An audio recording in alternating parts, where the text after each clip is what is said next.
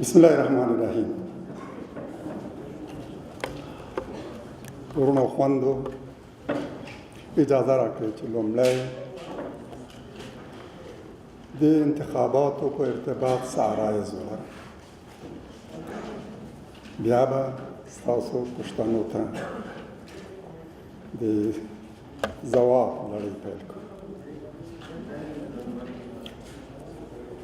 قبل از همه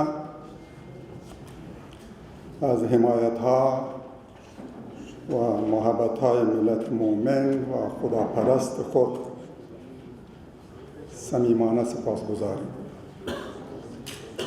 با اشتراک بی‌نظیرشان در اجتماعات پرشکوه، عظیم، بزرگ و منظم تیم صلح و عدالت اسلامی، با وجود شرایط بد امنیتی و تهدیدها و مخاطرات جدی بر ما منت گذاشتند. اینها همه از تعهد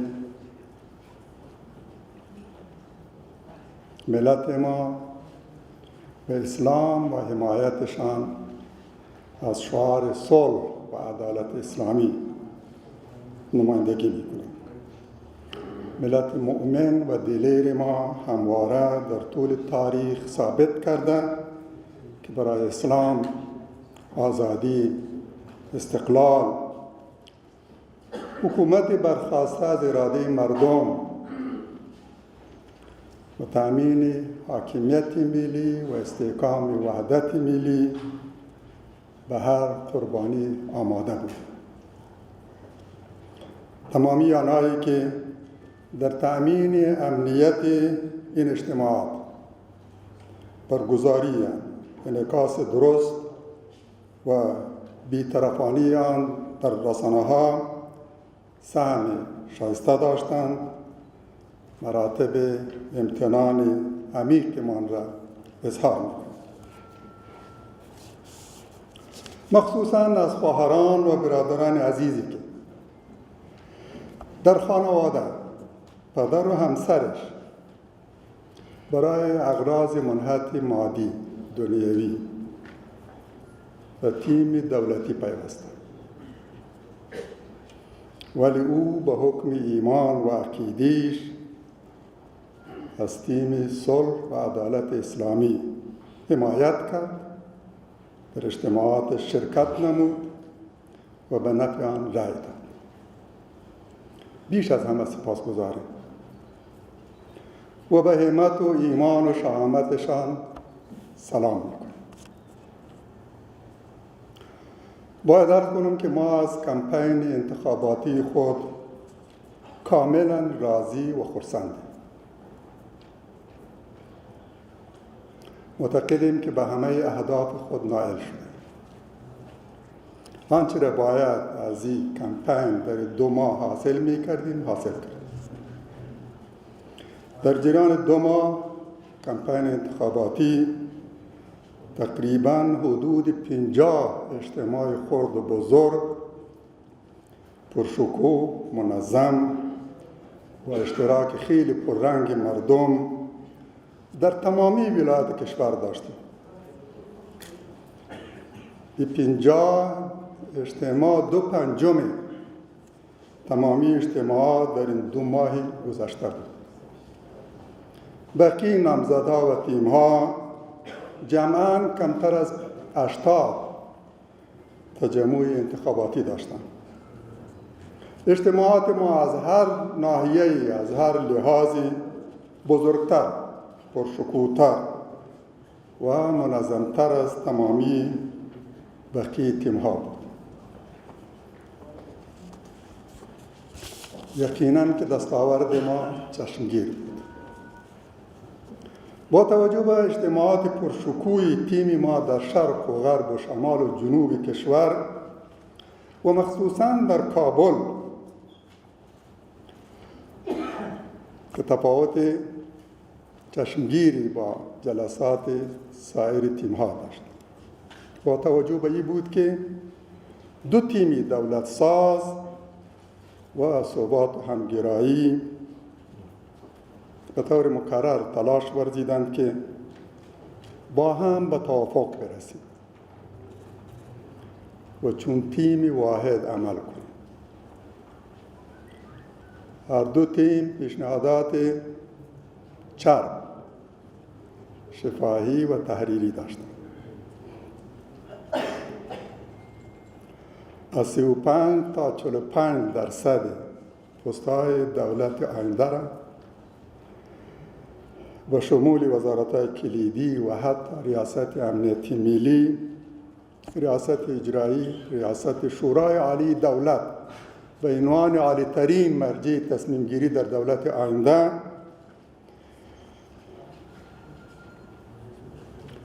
وعده سپردند، پیشنهاد کردند.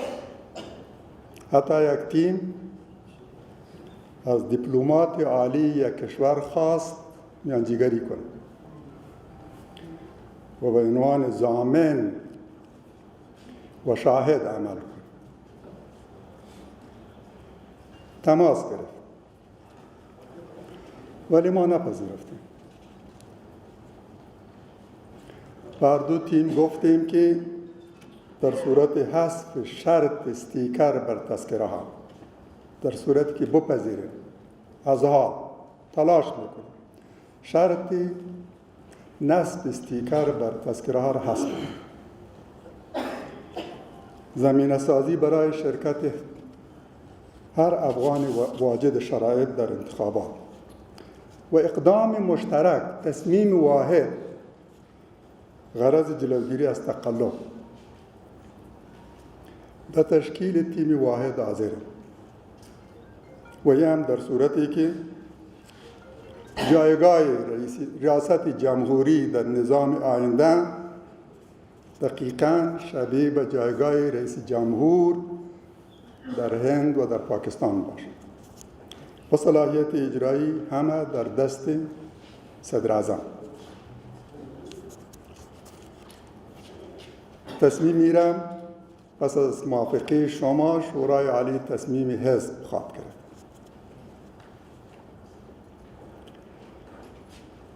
این انتخابات باید طبق حکم قانون اساسی قبل از اول جوزای 1398 دایر می‌گردد و در اول جوزا قدرت به حکومت جدید انتقال می‌یافت. متاسفانه انتخابات بارها و به گونه یک جانبه غیر قانونی و بدون مشوره و موافقه نامزدهای ریاست جمهوری به تعویق افتاد. ریاست جمهوری به گونه غیر قانونی و مغایر تمامی موازین حقوقی و اخلاقی تمدید شد. لازم بود درباره انتخابات، چگونگی و مواعید آن، تأمین شرایط لازم امنیتی، چگونگی انتخابات و این که آیا نخست صلح تأمین شود و بعد انتخابات در فضای امن برگزار گردد و یا عکس آن، باید به مشوره تمامی نامزدهای ریاست جمهوری تصمیم نهایی انتخاب میشد. ولی تصمیم خودسرانه، یک جانبه و غیر مسئولانه گرفته شد. نتیجهش انتخابات غیر معیاری، پر از تقلب، مشارکت کمرنگ مردم که از 34 میلیون نفوس کشور حدود 2 میلیون توانستند در انتخابات شرکت کنند. خون صدها افغان، سربازان نیروهای امنیتی و شرکت کنندگان در اجتماعات انتخاباتی بر زمین ریخت. تیم دولت ساز اعتراف می کند که تنها در اجتماعات این تیم بیش از 100 نفر کشته شد. با آنکه این تیم از تمامی امکانات دولتی برخوردار بود. بخش عمدی نیروهای امنیتی در خدمت تأمین اجتماعاتش و تأمین امنیت سفرهایش به ولایات. همین تیم ادعا کرد که در 2 هفته 2000 مخالف را کشته. پروازی است که اکثریت قاطع این قربانیان مردمان غیر محارب و بیگناه که افغانند، نه خارجی، و فرزندان این ملت مظلومند. آیا کشتن این تعداد افغانان مظلوم کار افتخارآمیز است؟ آیا این انتخابات ناکام و خونین به این می‌ارزید که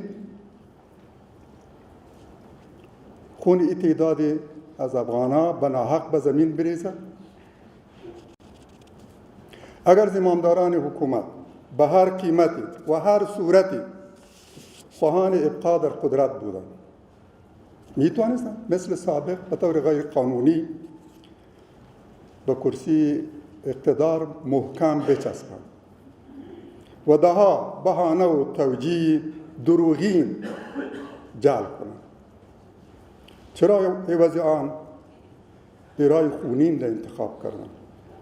چرا صلح را قربانی این بازی خونین و مضحک کردند؟ مگر حال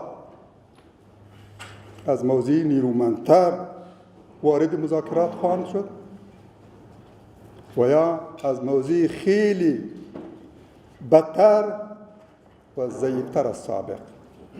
یک از دلایلی که برای انتخابات قبل از صلح ارائه کردن همی بود که ما میخوایم از موضع نیرومند وارد مذاکرات شد. لطفاً بگویید که امروز در چه حالت قرار داریم؟ موضعتان تا چه حد ضعیفتر از سابق است؟ خوب، اگر احیانا شما با تمامی این تخلف، سوء استفاده ها از صلاحیت ها و امکانات دولتی، رشوت ها، معامله‌گری ها، سازش های ننگین، پذیرفتن افرادی که مرتکب جنایات جنگی شدند، زورگوها، غاصبها، غارتگران، اینا را در کنار خود گرفتین و رشوت دادین. اگر با تمامی اینها نیروهای خارجی هم احساس کنند که ادامه اقتدارتان به نفع اوناست، علی الرغم مخالفت‌های شدید و انزجار عمیق مردم از حکومتداری خونینتان، حکومتداری ناکام گذشته‌تان، اگر در اقتدار ابقا شدین، احیانا به فرض محال، چه انتظار دارید که در صورت پیروزی خیالی و غیر واقعی کاری خیری انجام خواهید داد؟ مگر در فهرست کارهایتان میتونید یکی را نشاندهی کنید که بعد از پیروزی میتونید یک کاری خیر به نفع ملت ما انجام بدین؟ یقینا هر حکومتی که شما شاملش باشید و یا احیانا در رأسش بدتر از گذشته و غرقتر در فساد خواهد بود. آنهایی که در گذشته ائتلاف ناکام داشتند، کشور در نتیجه حکومتداری های ناکام و منازعات حل ناپذیر بر سر توزیع قدرت بدترین و سیاه‌ترین روزهای تاریخ خود را تجربه کرد. هم این حکومت ناکام و ائتلافی و هم کشور و ملت ما.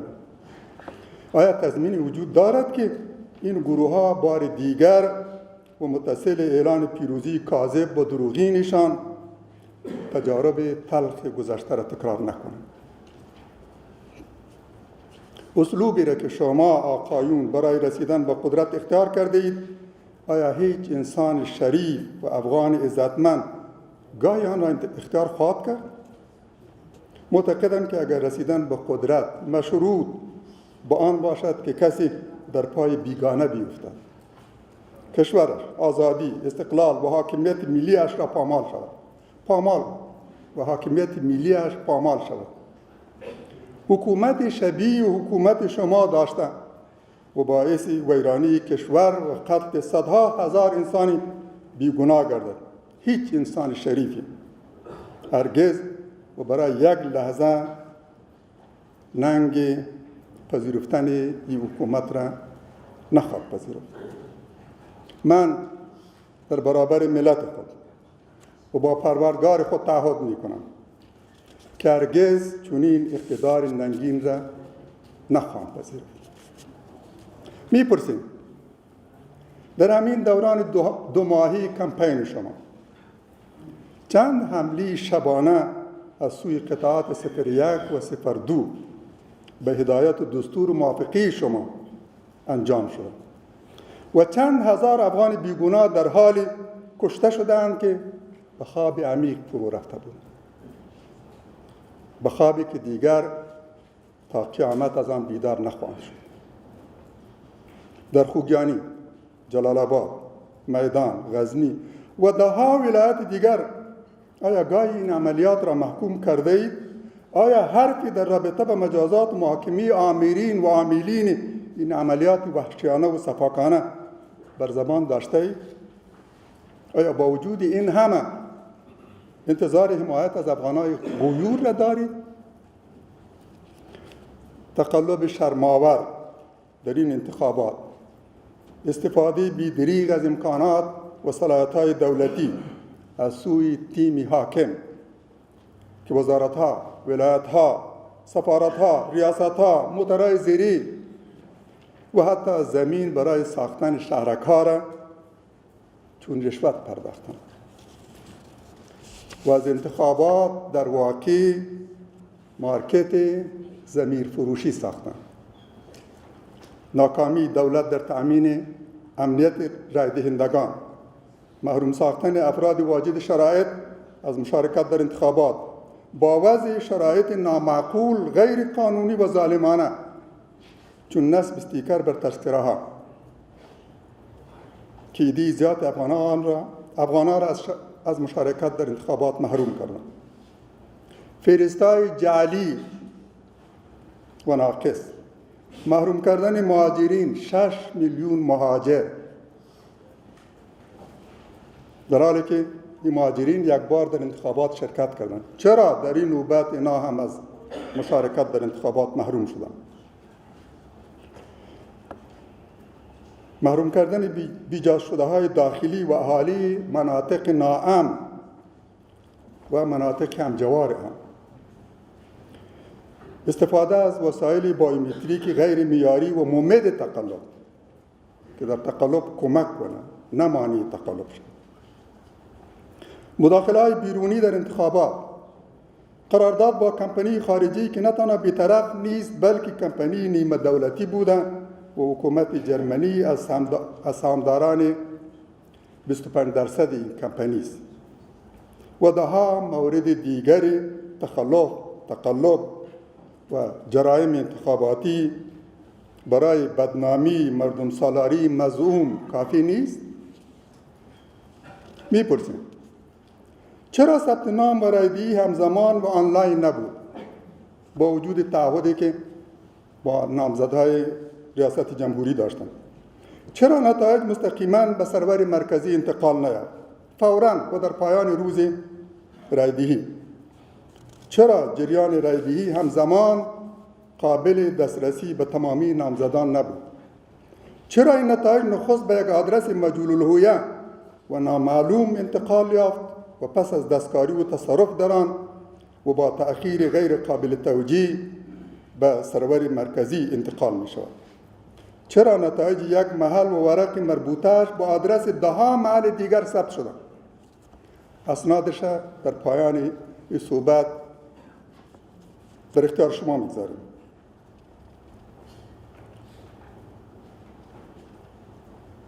چرا وسایل بایومتریک به گونه‌ای در اختیار یک کمپانی خارجی مشبوه و غیر قابل اعتماد بود که هیچ نظارت افغانی بر آن وجود نداشت؟ چرا این پروسه مهم و حساس ملی به گونه کامل در اختیار یک کمپانی نیمه دولتی و تحت مدیریت سفارتخانه یک کشور اجنبی گذاشته شد؟ چرا کمیسیون انتخابات 4 روز بعد از انتخابات ناظران نامزدان را دعوت می کند که شاهد انتقال اوراق نتایج به سرور مرکزی باشند، در حالی که اصلاً از سرور مرکزی باید در اختیار کمیسیون انتخابات قرار میگیره، نه عکسی. در این 4 روز قبلی اوراق در اختیار کی بود و چرا مستقیما از محلهای رایدهی به سرور مرکزی انتقال نیافت؟ آیا توجیه و دلیل دیگری وجود دارد غیر از این که عدم انتقال مستقیم به سرور را توجیه کند؟ آیا میتوانید تشویش نامزدان از عدم دستکاری وسیع در شمارش آرا را رفع کنید؟ چرا نیروهای امنیتی از شرط استیکر بر تذکره معاف بود؟ تمامی نیروهای امنیتی از شرط استیکر بر تذکره معاف. چرا؟ و در مقابلش و مکلف هم به این نبودن که در محل ثابت برن رای خود به صندوق بریزن. به هر محل میتونستن برون و بدون استیکر بر تذکریشان میتونستن رای بدهن.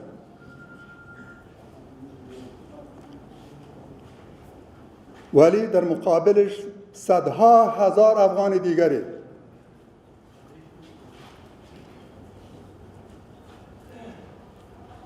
به دلیل عدم استیکر بر تذکریش و نرفتن به محل مربوطیش که در اونجا ثبت نام کرده از حق رای محروم شدن.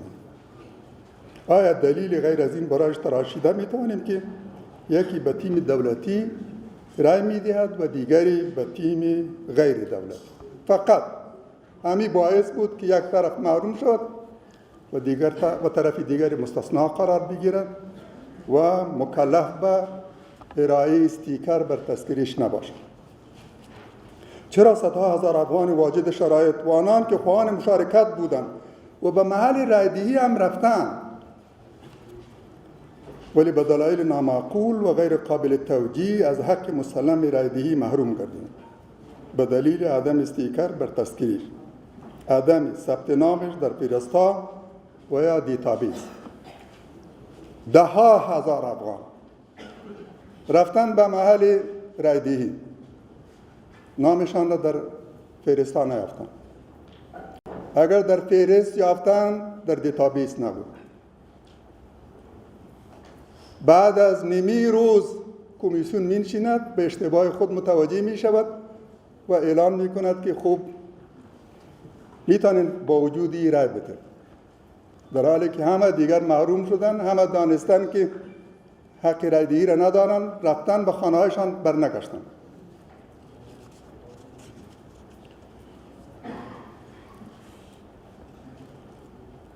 چرا خیلی از مناطق در چند روز قبل از انتخابات و روز انتخابات عمدن و قصداً ناامن شدند؟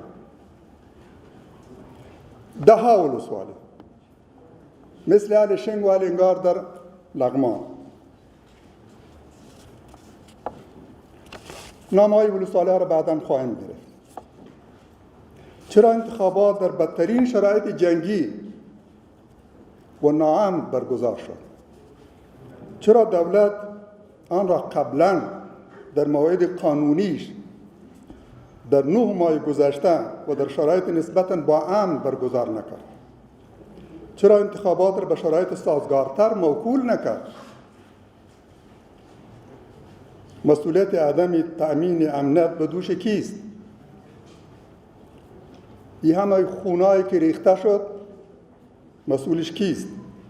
آیا دلیل دیگر غیر از فراهم کردن و سازگار ساختن شرایط برای تقلب گسترده میتوان برای آن تراشید؟ این نقص‌ها، عیب‌ها، تقلب و جرایم انتخاباتی باعث شد که این انتخابات بدتر و شرم‌آورتر از تمامی انتخابات قبلی باشد و اگر نتایج نیز به گونه ماهرانه دستکاری شود، بدون شک با این کار آخرین میخ بر تابوت دموکراسی قلابی، خونین و تعمیلی کوبیده خواهد شد. احدی نتایج را نخواهد پذیرفت. کشور به سوی تشدید بحران خواهد رفت و پس از این مردم از دموکراسی و انتخابات چنان متنفر و منزجر خواهند بود که از شنیدن نام آن نیز نفرت خواهند داشت. به باور ما 2/3 رای تیم دولتی جعلی، تقلبی و خیالی است. مثالش پکتیا که ادعای اشتراک 161,400 رای دهنده را دارند و کمیسیون نیز به گونه غیر حرفه‌ای و کاملا نادرست این نوع ارقام را پذیرفته و اعلام کرد. به استناد این ارقام دروغین و جعلی ادعا کرد که بیش از 2 میلیون افغان واجد شرایط در این انتخابات شرکت کردند. عجیب این که یک روز نتایج بیش از نصف مراکز را 1,150,000 خواند که به رویت آن باید نصف بعدی کمتر از این رقم باشد و مجموع آرا هم حول حوش 2 میلیون. اما با کمال تأسف و تعجب کمیسیون یک روز بعد و با علاوه کردن آرای 1000 مرکز دیگر، 1000 جمع 2600 مرکز قبلی،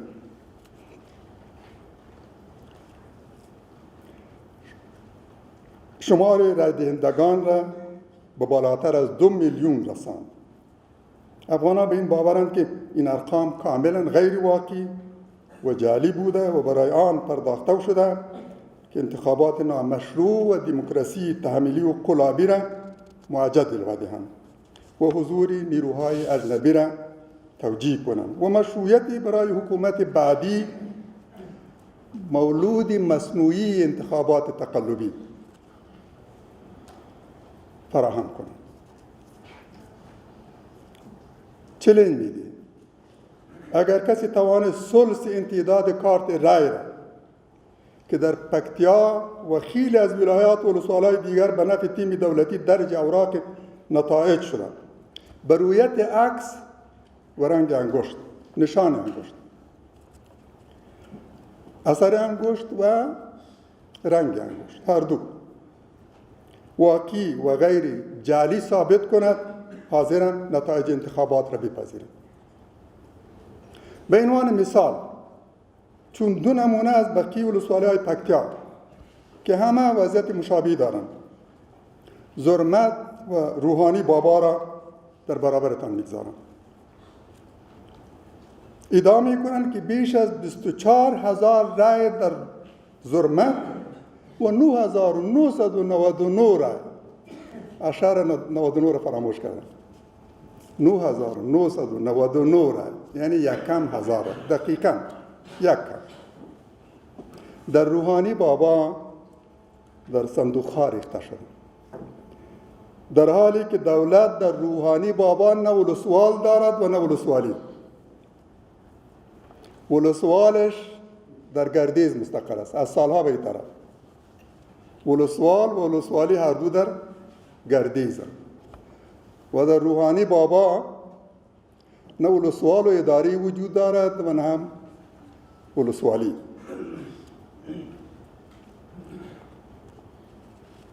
ولسوال از رفتن به ولسوالی عاجز است، ولی در اونجا 9,999 رای به نفع تیم دولت ساز در صندوق‌ها ریخته شد. در اونجا نه محلی بوده و نه کسی رای داده. ولسوالی زرمت سالهاست که از بدامترین ولسوالی در پکتیا بود. بیشترین جنگ‌ها در این ولسوالی صورت گرفت.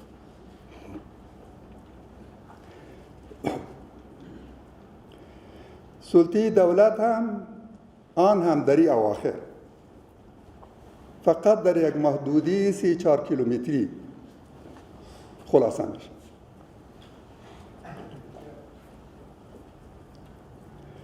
در خارج از این محدوده هیچ قریه هم در تصرف دولت نیست.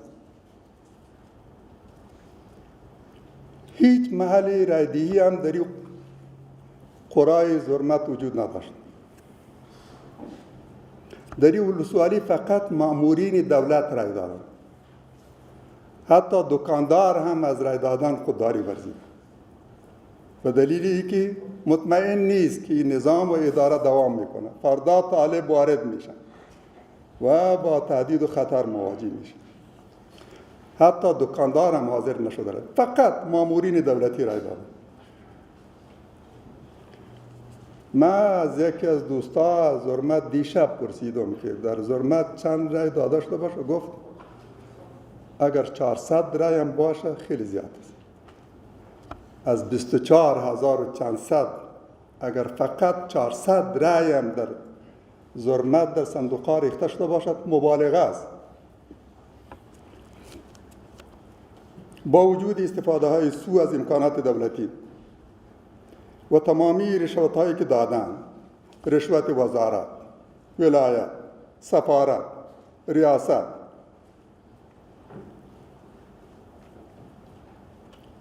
با آنکه والی ولایت، ولسوال، قماندان امنیت و رئیس امنیت کمپینرانشان بودن،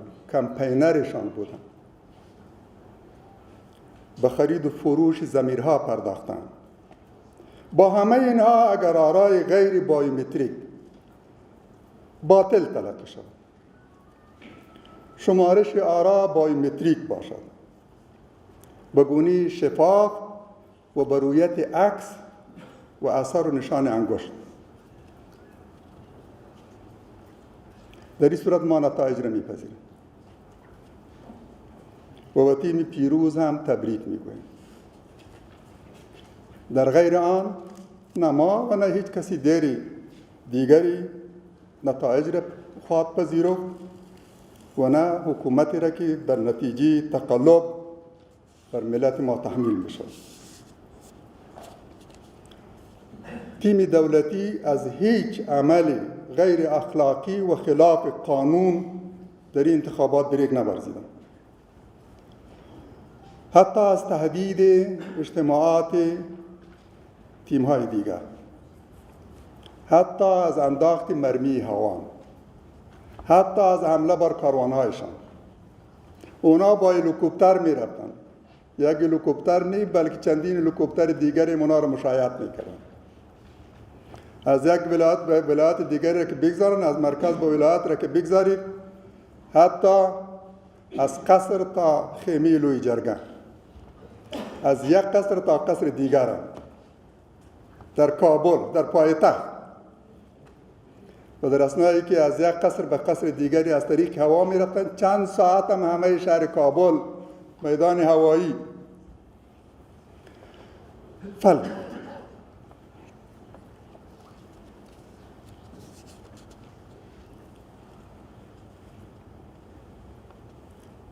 حتما شنیدین که بر اجتماع ما در پکتیا، اجتماع خیلی بزرگ، 10 برابر اجتماع آقای رئیس جمهور،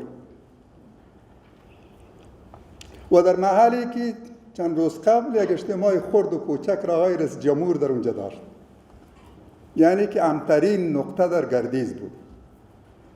در اطرافش مراکز مخالفین مسلح دولت به فاصله قرار داشت که مرمی هیچ اصلیشان به اینجا نمی رسید، نه هوان، نه توپ، نه هیچ وسیله دیگری. در همینجا برگزار شد. بر اجتماع ما حمله هوانی صورت گرفت و زمانی که کاروان ما از گردیز به طرف کابل می آمد، یک موتر از کاروان عقب مانده بود، مورد حمله قرار گرفت. 10 مرمی فیر کردند، 2 نفر در این موتر زخمی کردند. هر دو از سوی رقبای ما در دولت صورت گرفتند، رقبای کم ظرف و بد سابقه که در پای هر اشغالگر افتادند و علیه هر آزادیخواه جنگیدند. یک روز بعد از این حادثه آقای رئیس جمهور تلفنی تماس گرفت و مراتب تأسفش را اظهار کرد و گفت همین اکنون، فقط همیاله، هیئت با صلاحیت را توضیح میکنم، نزدت بیاید، تفصیلات را بشنود و به تحقیق جدی بپردازد. ولی تعمیل از این که من در برابرتان قرار دارم، این هیئت نامده. یک بار دیگر به کسانی که میخوان از طریق تقلب و جرائم انتخاباتی بر عریکی قدرت بنشینند، اکیداً توصیه میکنیم که با آرای حقیقی مردم تمکین کنند، عامل تشدید بحران نباشند، با سرنوشت ملت مظلوم خود بازی نکنند. از کمیسیون انتخابات می‌خواهیم که آرای پاک و ناپاک را از هم جدا کنند، با استقلال کامل و بدون ترس و بیم از تهدیدها و اخطارهای زورگویان. جز آرای پاک بایومتریک هیچ رأی را قابل اعتبار و محاسبه نگیرند. هر رأی غیر بایومتریک را دور بریزند. جرأتمندانه با شهامتی که به یک افغان میزیبد. از این بیم نداشته باشند که شاید به سرنوشت کمیشنرهای کمیسیون سابقه رو بروشند. این دقیقاً به می خاطر بود، اونا رو به می خاطر به زندان انداختن که شما را تخویف و تهدید کنند که اگر برایشان به دستور و فرمانشان، به دستور و فرمان قصر نشینا تمکین نکنین، با این سرنوشت رو برو میشن.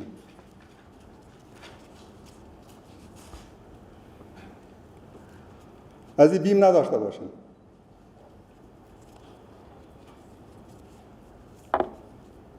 از کشورهای ذی دخل در جریانات کشور می‌خواهیم از مداخله در امور انتخابات و حمایت از جناح خاص خودداری ورزند. افغان‌ها را بگذارند سرنوشتشان را خود تعیین کنند و زعامت دلخواه و مورد اعتمادشان را انتخاب کنند.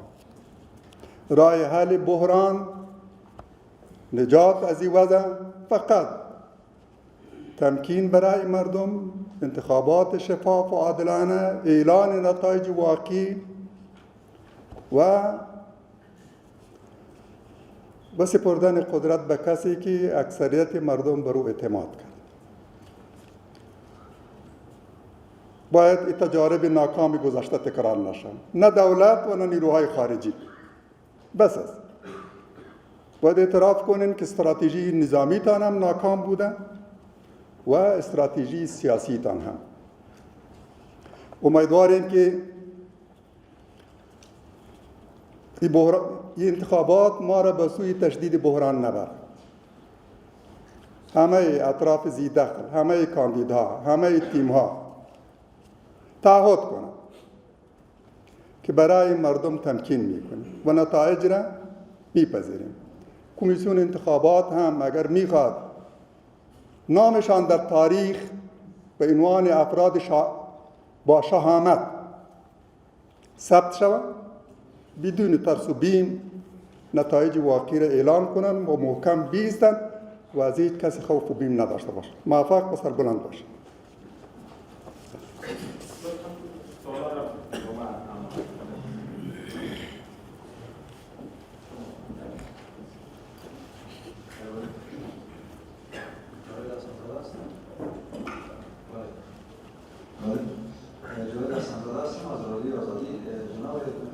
شما بیشتر اشاره کردید به موضوع بحران و گفتین اگر نتایج انتخابات برنامه‌های آرای بایومتریک نباشه و آرای غیر بایومتریک حساب شود و کشور به بحران خواهد رفت.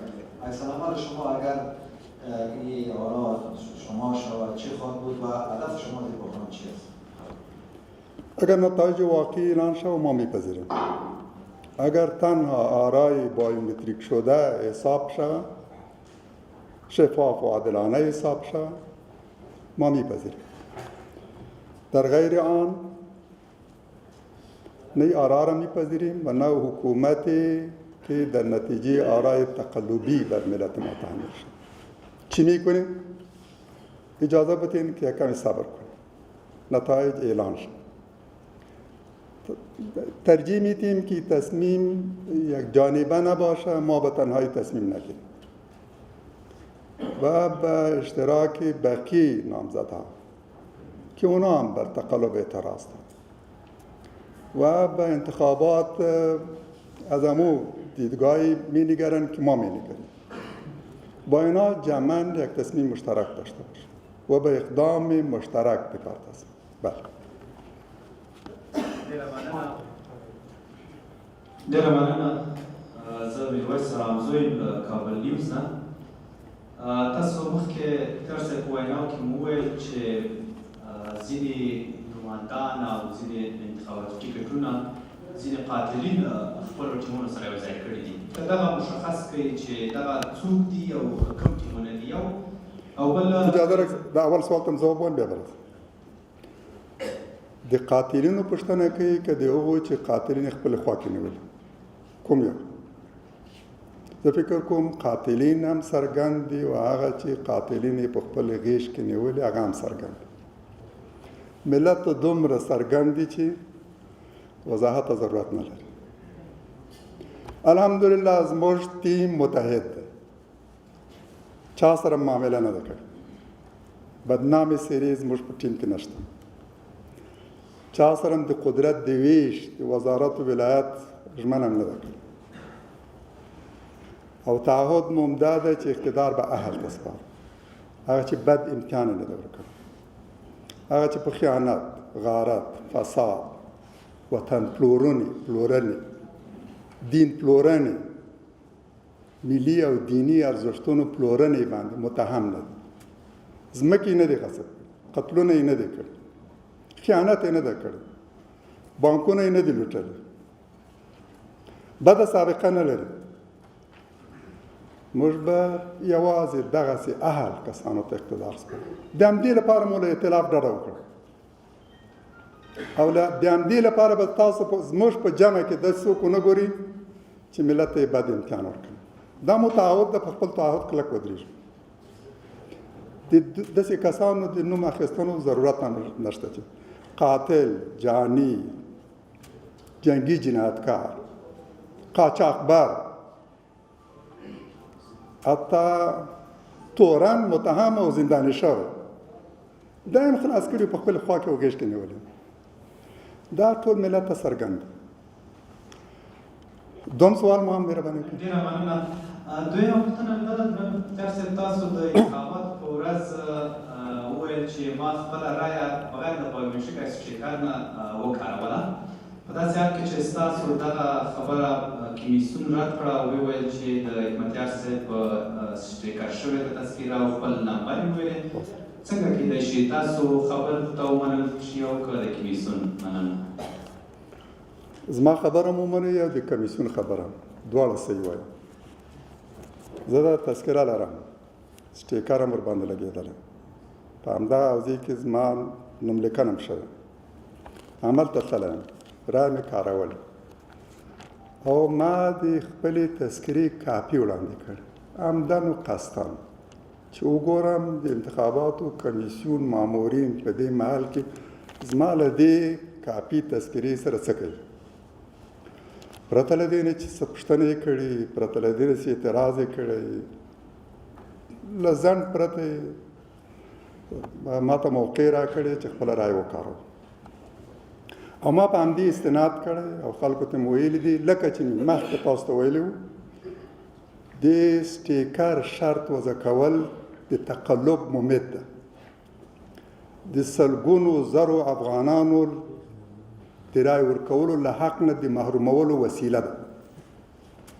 دې ته اعتنا مه کوئ، راشئ محل د رایې اچونې ته، خپله رایه وکاروئ، له خپل حق دفاع وکړئ، کلک ودرېږئ تر هغه چې تاسو ته اجازه درکړي چې خپله رایه وکاروئ. ما وویل په داسې حال کې چې دولت ټول امنیتي ځواکونه چې 100 لکه ته رسېږي او هغه تمه لري چې دا ټول به دوی ته رایه ورکړي، په دې هم مکلف نه و چې خپلې معینې حوزې ته لاړ شي چېرته چاته نوم ثبت شوی. په دې هم مکلف نه و چې په تذکره باندې باید سټیکر وي. تللی دی خپله رایه کارولې ده. دا نور افغانان ولې له دې نه محروم شوي دي؟ د دې لپاره کوم عقلي شرعي معقول اخلاقي توجیه سره وړاندې کولی شي؟ دا ظلم دی، جفا دی، خیانت دی د افغانانو په حق کې. د همدې لپاره ما ولس ته ویلي و چې خپل حق ترلاسه کړئ. څوک یې په خپله خوښه نه درکوي، خپل حق باید زور ترلاسه کړئ. که نه د تل لپاره به له خپل حق محروم وي. په لکونو افغانانو د دغه شرط له کبله د خپلې رایې له کارولو نه محروم کړی شوي دي. هغه چې نه یې غوښتل په خپلې تذکرې سټیکر ولګوي، نه یې غوښتل چې په تذکرې سټیکر وي او د دولتي مخالفینو له تهدید و ګواښ سره مخامخ شي. په ناامنو سیمو کې اوسېدل یا ناامنو سیمو ته تګ راتګ لري. د دې لپاره هغوی په خپلو تذکرو باندې سټیکر ونه لګوي او دولت دغه سلګونه زره مستحق واجد شرایط افغانان د رایې ورکولو له حقه محروم.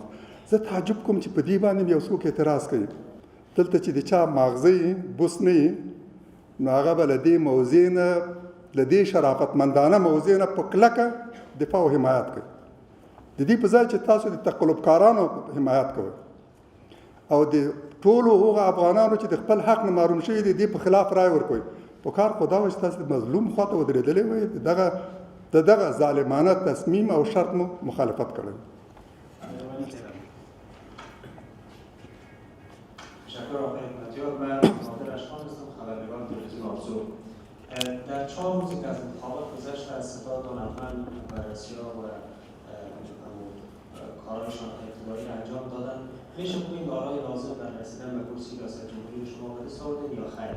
و پرسش دومی است که شما بدون شک از رهبرهای بزرگ کشور هستید. رهبرها مثلا تنها پلان ای نمی‌داشته باشند. تنها پلان ای نمی‌داشته باشند. پلان ای شما رسیدن به کرسی ریاست جمهوری است. اگر این پلان عملی نمیشه بنابر دلیل پلان بی شما چی است؟ همینجا میشینید کنفرانس میگیرید، کار عملی چی است یا منتظر دیگر نامزدا میشه؟ کار چی میکنید؟ در رابطه با سوال اولتان باید عرض کنم که خوب است انتظار بکشیم که کمیسیون انتخابات چه نتایجی را بیرون میکشه. قبل از وقت است که ما بگوییم در موضع اول قرار داریم، دوم یا سوم. ولی یک مطلب براتان عرض کنم. ما از 100 رای افراد بد یک رای فرد نیک و مؤمن را ترجیح میدم. کسانی که به ما رای دادن به حکم ایمان خود رای دادن. کسانی که در اجتماعات ما شرکت کردن بدون طمع و توقع و مصرف خود با قبول خطر آمدن شرکت کردن. باور کنین هر جلسه انتخاباتی ما در هر ولایت، از بدخشان تا هرات، از تخار تا پکتیا، از کنر و ننگرهار تا هرات تا قندهار، جلسات ما طوری بود مثل که مردم در نماز عیدگاه، در نماز عید در عیدگاه شرکت می منظم از اول تا آخر. ما در هیچ یکی از جلسات خود شاهد بدنظمی نبودیم. شاهدی که در جلسه کسی بره و بیاید و امثال این نشان میداد که جلسات ما مشتمل بود بر افراد متعهد به اسلام، هم فکر و هم عقیده با ما. اما باور کنین ما هر اجتماع بقیه کاندیدا را که دیدیم احساس کردیم که اینا مردم در اجتماع جمع نشدن. در یک اجتماع انتخاباتی که متوجه اظهارات مهم و حساس یک کاندید ریاست جمهوری است، نه، بلکه احساس میکردیم که اینا به مارکت آمدن. رفت آمدشان چیغ و سر و صدا و غوغایشان هم دقیقاً مثل یک مارکت بود. و شما هم دیدین که در آخر دیگر با بوتلای آب زدن و با مشقاب زدن و با چوکی زدن، شعار علیه هم دیگر دادن. شاید جلسه ما را در کاپیسان دیدین و از تیم دولتی هم دیدین. جلسه ما را در هرات هم دیدین و جلسه آقای رئیس جمهور هم در هرات دیدین. به این ترتیب جلسات جلسه ما را در بدخشان هم شاهد بودین و جلسه تیم دولت ساز را هم در بدخشان شاهد بودیم. به هر صورت ما منتظر میمانیم کمیسیون انتخابات نتایج را اعلام کنه. از کمیسیون میخواهیم که آرای غیر بایومتریک شده را نپذیره. اما در مورد سوال دومتان که پلان بی ما چیست، من گمان میکنم عرایض خود را داشتم در رابطه. ما به تنهایی تصمیم نمیگیریم، نتایج آرای تقلبی را نمیپذیریم و دولتی را هم که از نتایج آرای تقلبی به میان میاد هم نمیپذیریم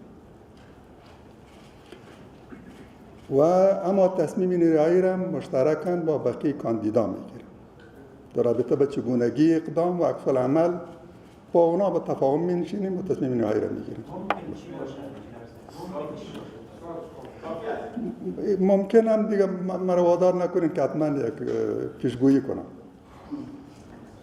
امکانات کارهای زیاد وجود داره، یک از اینا خواهد بود. بله. من قاسم جویی هستم از تلویزیون رای فردا. با توجه به گفته‌های قبلی شما که گفته بودین تنها رقیب شما تقلب است و دیگری که فعلا هم تاکید بر این داریم که باید رای‌های بایومتریک حساب شود. پس با توجه به این دو گفته‌ها فکر می‌کنید که شما واقعاً به پلان اولی خود که کرسی ریاست جمهوری باشه رسیده‌اید و یا اینکه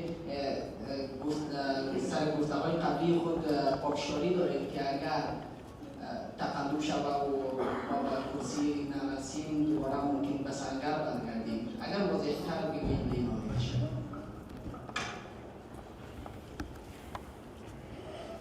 بازم عرض میکنم که رقیب ما تقلب است. رقیب ما تقلب کار است. اگر تقلبی در میان نبود و تقلب کاری وارد صحنه نمیشد، نتایج قطعاً خیلی خیلی خلاف انتظار تقلب کارا خواهد بود. ایران باید عرض کنم که ما به خیلی از اهداف خود در انتخابات دست یافتیم. اهداف خیلی بزرگ. چیزایی نزد ما وجود داشت که برتر و بیشتر و مهمتر از پیروزی در انتخابات و رسیدن به ریاست جمهوری بود. دقیقاً و با تأکید عرض میکنم. زیاد هم منتظر نبودیم که ما در انتخابات پیروز شویم. حتما همه اطراف، مخصوصاً کشورهای خارجی زی دخل در قضیه، حاکم بر سرنوشت ملت ما، اینا هم نتایج انتخابات را بپذیرند و به ما موقع بدن که حکومت آینده را بسازند. زیاد هم مطمئن نبودیم. با وجودی ما وارد انتخابات شدیم. اهداف بزرگتر دیگری را در نظر داشتیم که به همه نائل شدیم الحمدلله. ما امروز خوب میدانیم و ملت ما خوب درک میکنه که حزب تا چه پیمانی بین ملت خود ریشه های عمیق داره.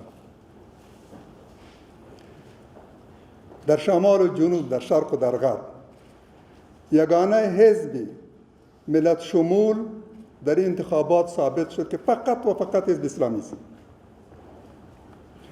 ما تنها بودیم، دیگرها ائتلاف داشتن.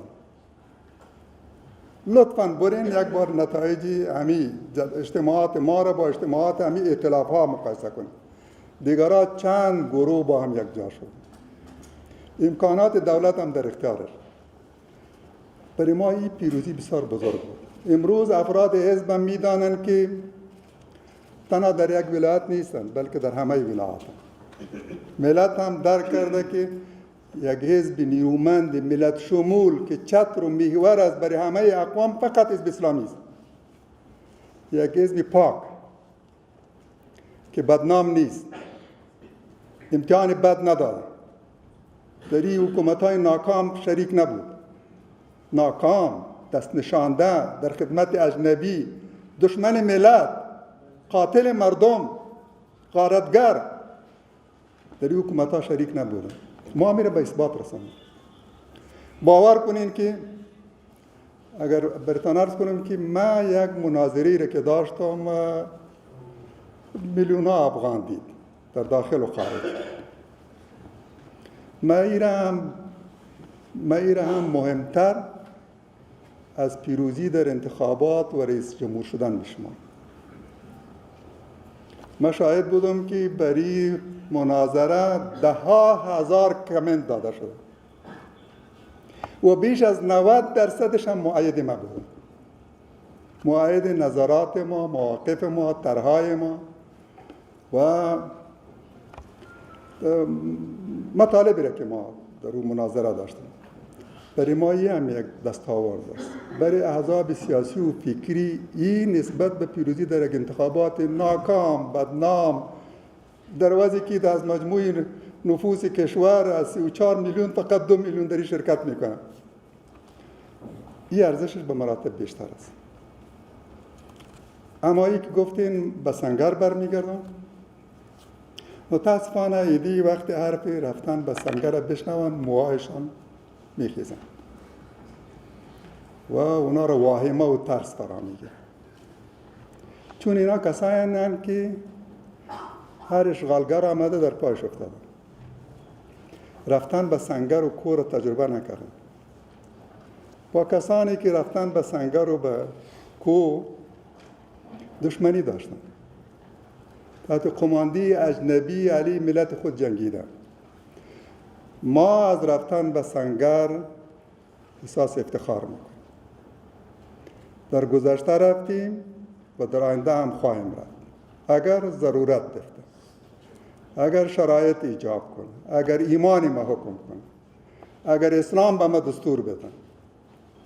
ما دیروز به سنگر رفتیم، فردا هم به سنگر میریم. پیامبر ما به ما هدایت میده، پیامبر بزرگ اسلام. کسی از او پرسید یا رسول الله، اگر کسی این دستمالی که در دست ما است اگر کسی از ما گرفت چه کنم؟ گفت نتی. اگر کسی میخواست از ما بگیره چه کنم؟ گفت نتی. گفت اگر با ما جنگید فرمود بجنگ. گفت اگر در این جنگ کشته شدم باکی نداره، میری به بهشت، تو شهیدی. گفت اگر او کشته شد فرمود اون خونش هدر است. پیامبر ما دستور داده که از یک دستمال خودم دفاع کو، بجنگ اگر کسی با تو میجنگه. اگر کسی کشور مرا بگیره، کسی آزادی مرا سلب کنه، کسی استقلال و حاکمیت ملی مرا سلب کنه، دستور اسلام چه خواهد بود؟ همون دستوری را که ما به او عمل کردیم، ملت به او عمل کرد در اثنای تهاجم نیروهای شوروی. نعره تکبیر! الله اکبر! الله اکبر! ما گفتیم که مردم وادار به انتخاب راههای غیر مسالمت آمیز نکنند. بگذار انتخابات شفاف و عادلانه باش. نتایج را بپذیریم. برای مردم تمکین کنیم. مردمی که راه مسالمت آمیز انتخابات را برای تغییر وضعیت انتخاب کردند، اینا را پشیمان از انتخابشان نکنند. اگر این راه ها را بستین و اینا را وادار به انتخاب راههای غیر مسالمت آمیز کردین، عواقبش بد است. مرا مجبور به این نکنین که برم به جنگ. گمان نکنین که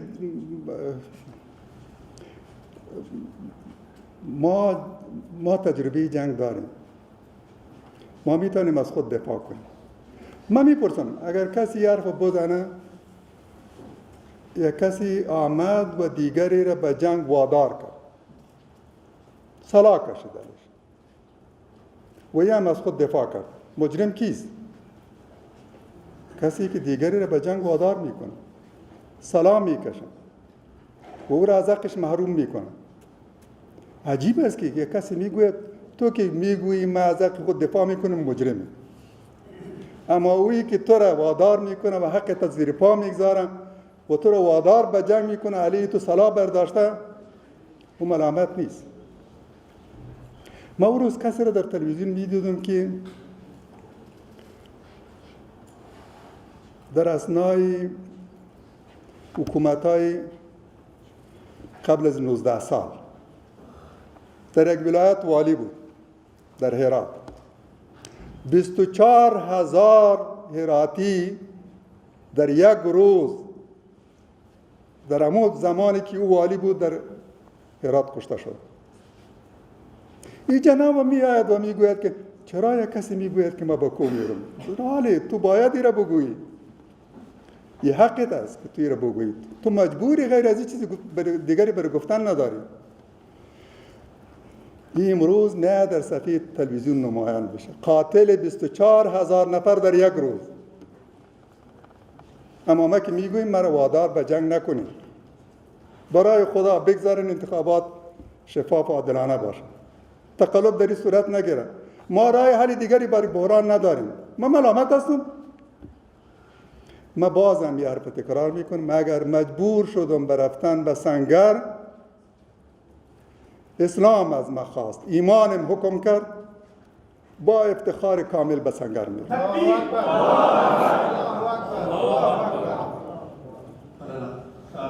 کمال اول در شمشان خبر مدار سیب تاثیر دنیا علیه و میاسری و مخسر میاسری. پرتون که در احتمالی ارقام نوشت در افغانستان نفوس شاوخوا 15 میلیون ده. در ټاکنو کمیسیون د ارقامو پر اساس شاوخوا 2.5 میلیونه کسانو رایه ورکړې ده او ډېری په دې باور دي چې نه 1.5 میلیون یا شاوخوا خو که فرض کړو چې د ټاکنو کمیسیون هغه چې 2.5 میلیونه ده، آیا د 2.5 میلیونه کسانو رایه کولی شي د 2.5 میلیونه نورو کسانو برخلیک وټاکي؟ او دویمه خبره، تاسو اوس په خطو کې ولیکه که اجازه راکړئ د اول سوالم ځواب مې بیا دوم ته رسوم چې له یاده مې ونه وځي. رئیس جمهور د جمهور معنا چل جمهوری اسلامی د جمهور معنا عربی کې قاطع اکثریت، اغلب د ملت، ډیری د ملت.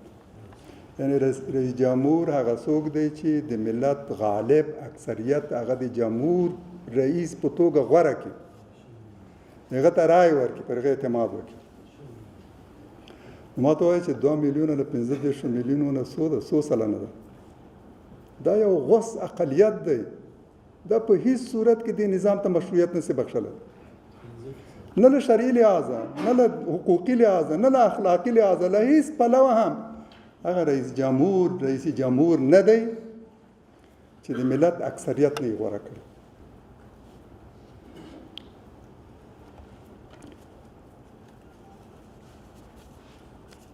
د 15 میلیونونه یوازې د انتخاباتو د کمیسیون د غلطو ارقامو، د غیر دقیقو ارقامو، د ابتدایي ارقامو له مخې 2.5 میلیونه رایه اچوله.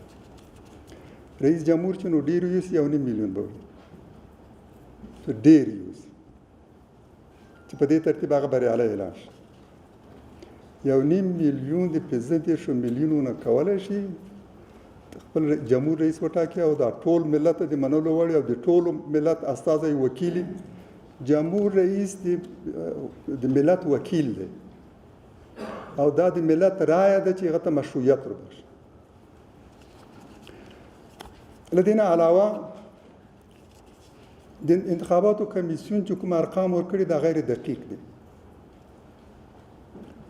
د پکتیا ارقامو کې هغوی 1,61,000 رایې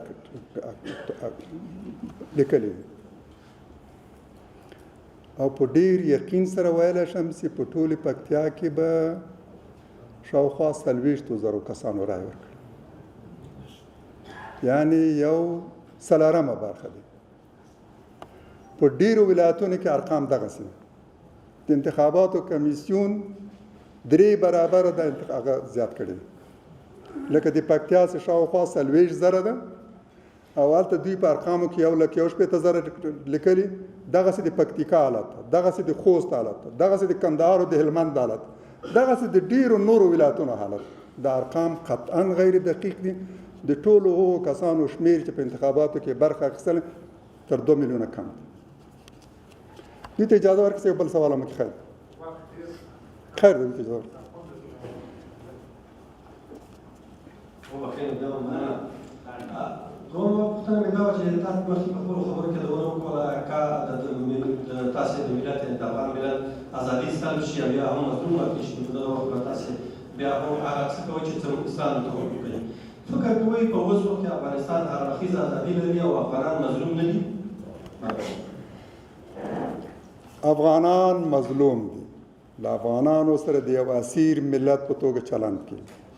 د افغانانو ځمکه او فضا د پردیو په لاس کې. افغانستان اشغال شوی.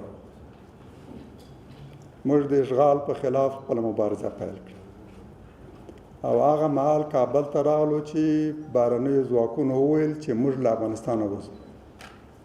95 سلنه وتلي. د 15 سلنې په ارتباط د متحده ایالاتو جمهور رئیس ویلي و چې د 2014 تر پای پورې به هیڅ امریکایي سرتیری په افغانستان کې نه وي. یعنې چې له موږ سره ژمنه سوې وه چې بهرني ځواکونه به په بشپړه توګه وځي. زه په دغسې وخت کې او له دغه شرایطو سره راغلی. ما ته د امریکا سفیر هم ویلي و چې که افغانستان کې انتخابات وشي او د انتخاباتو په نتیجه کې تاسو بریالي شئ موږ ستاسو حکومت منو. د السلوادور مثال یې وړاندې کړ چې هلته هم د وسلوالو مخالفینو او دولت ترمنځ خونړۍ اوږده جګړه وه، سوله وشوه، انتخابات وشو، وسلوالو مخالفینو بریا ترلاسه کړه، حکومت یې جوړ کړ، موږ ومنلو. همداسې په افغانستان کې کوو. په هر صورت زه په دغسې شرایطو کې راغلی او باور مې همدا دی چې تر څو اشغال پای ته نه وي رسېدلی، تر څو بهرني ځواکونه له افغانستانه نه وي ویلي، تر څو د بهرنیو ځواکونو په لاس تعمیل شوی نظام نه وي بدل شوی، د ملت د خوښې حکومت نه وي رامنځته شوی، بهرنۍ مداخلې د افغانستان په چارو کې په بشپړه توګه نه وي متوقف شي، دا جګړه پای ته نه رسېږي او سوله او امنیت نه شي تامینېدلی. بفرمایید. فراناس فروغ هستم، خبرنگار تلویزیون زن. آقای حکمتیار شما گفتین که نتایج آرای نمی‌پذیرند اگر امر به تقلب باشند. اگر دسته‌های انتخاباتی که تاکنون ادعای پیروزی کردند با هم به تفاهم برسند و سایر نامزدهای انتخابات ریاست جمهوری نیز این را بپذیرند، واکنش شما در این مورد چه است؟ اگر انتخابات و یا هم امکان داره به دور تو بوده چه ضمانتی وجود داره که باز هم تقلب صورت نگیره؟ تشکر. اگر این مکتب است و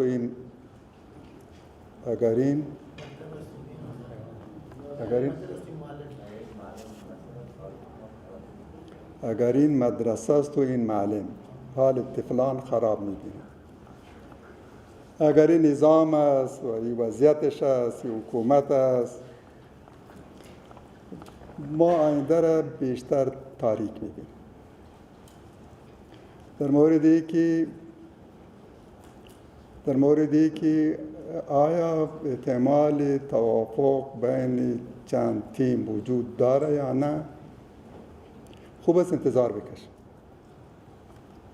متاسفانه ما در وضع قرار داریم که اکثری از گروه‌ها و تیم‌ها پیش از اینکه با توجه به وضعیت کشور خود، مسئولیت‌های دینی و ایمانی و ملیشان در رابطه به ائتلاف و عدم ائتلاف تصمیم بگیرند، بیشتر منتظرند به اشاره و دستور از خارج.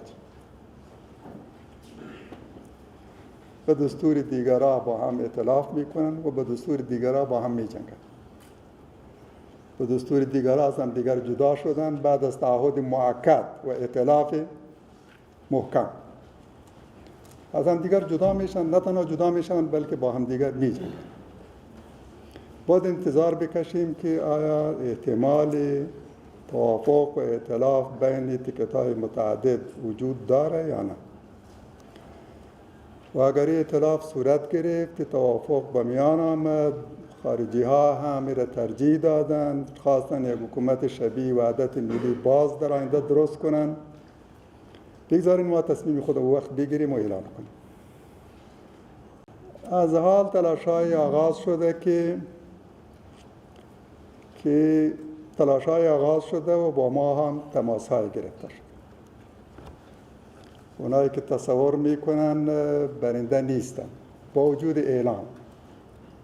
وجود اعلان و تأکید قبل از وقت، ولی در واقع مطمئنن که پیروز نیستن. شما حتما از چهره ها و سیمای کسایی که پیروزی خود اعلان میکردن و از رفقایی که دور حول و حوششان استاد بودن، از سیمایشان حتما احساس کردیم که خیلی مایوسن، مشوشن، نه تنها به پیروزی خود باور ندارن بلکه میترسن از نتایج. در سیمای هر یکی کاملا نمایان بود. علالاقل ما در سیمای هر کدامشان همین را خواندیم. هیچ یکی از این تیم‌هایی که ادعای پیروزی را کردن به پیروزی خود باور ندارن و متيقن نیست.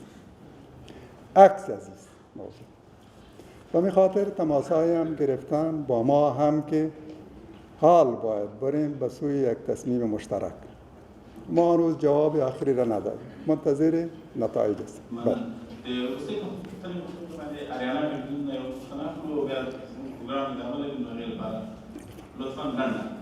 تشکر. من سامی جایش هستم، خبرنگار آریانا نیوز. من یک بار دیگه تکرار میکنم، اگر بازنده و برادر مشخص نشد یک خارجی بار دیگر به حکومت افغانستان حکومت تفاهمی ایجاد بکنن، حالا که دور شماست یک مسئله و مسئله اجازه میتونم این سوال اول جواب بدم. جواب من به جواب است که در برابر یک پرسش در مناظره